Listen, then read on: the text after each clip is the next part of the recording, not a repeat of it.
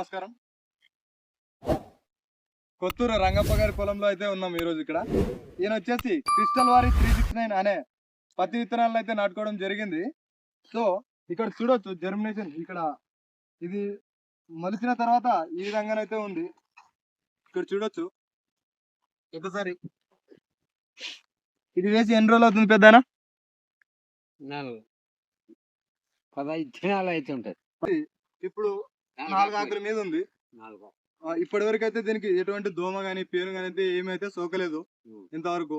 ఇంకోటి ఏమంటే మనకి ఈ జర్మినేషన్ ఏదైతే ఉందో అదైతే చాలా పర్ఫెక్ట్ గా వచ్చింది. మనకి దానిపైన మెన్షన్ చేసి ఉంటారు 75% అని. ఇక్కడ 75% కదా, 90% జర్మినేషన్ అనేది ఇక్కడ జరిగింది అనమాట. చూడొచ్చు, జస్ట్ అక్కడక్కడ ఎక్కడో వచ్చేట మాత్రమే ఈ గ్యాప్స్ అనేవి కనపడుతున్నాయి, కానీ ఎక్కువ అయితే ఎక్కడ కనిపించడం లేదు. ఇక్కడ గమనించవచ్చు 90% అయితే మనకి జర్మినేషన్ అయితే జరిగింది. మొత్తం చేలు మొత్తం గమనించవచ్చు, ఎక్కడ పోయినా మొత్తం నీట్ గా అయితే మొలవడం అయితే జరిగింది అనమాట. ఇది కాబట్టి రైతులు 369 అనే వెరైటీని వాడుకోవచ్చు. ఒకసారి ఆయన మాటల్లోనే విందాము మనము. పెద్దనా, మీరు ఈ వెరైటీని తెచ్చుకున్నారు కదా, తెచ్చుకునేటప్పుడు ఏం చెప్పారు మీకు అంగడి వాళ్ళు? అంగడి వల్ల బాగా వస్తుంది, పంట బాగుంటది, ఏమే లేదులే. ఓకే, అంత బాగుంటది, మీకు ఎకరాకు ఒక 20 క్వింటాలు వస్తుంది నీళ్ళ కింద అయితే అని చెప్పి ఇచ్చారా? ఇప్పుడు ఇది 36 CCH క్రిస్టల్ 369 కదా. ఓకే, మీకు ఎన్ని సంవత్సరాల నుంచి చేస్తున్నారు ఈ వెరైటీని?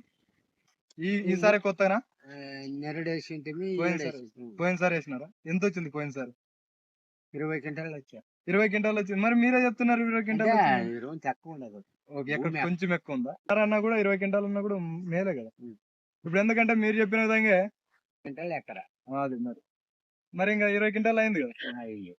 అదే టోటల్ గా ఇక్కడ చూసుకోవచ్చు. సో ఆయన కొంచెం కన్ఫ్యూజ్ అవుతున్నాడు. ఎకరాకి ఆయన 20 క్వింటాలు పండించేసినాడు ఆయన అయితే. ఏమంటే మనకు కొంచెం చెప్పడానికి కన్ఫ్యూజ్ అవుతున్నాడు. ఎకరాకి 20 క్వింటాల్లో వచ్చిందంట పోయినసారి అయితే. ఈసారి కూడా అదే వెరైటీనే పెట్టుకున్నాడు, క్రిస్టల్ కంపెనీ వారిది. ఈసారి కూడా జర్మినేషన్ అయితే ఇక్కడ 90% మనకు కనిపిస్తుంది.